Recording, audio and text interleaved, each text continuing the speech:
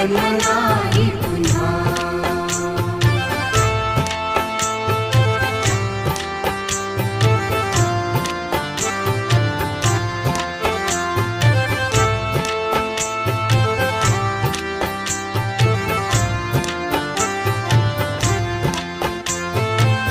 हा जन्म आहे सद्गुरु कृपेचा, हा जन्म आहे सद्गुरु कृपेचा, हा जन्म आहे सद्गुरु कृपेचा। हरि ओम स्वामी समर्थ म्हणा,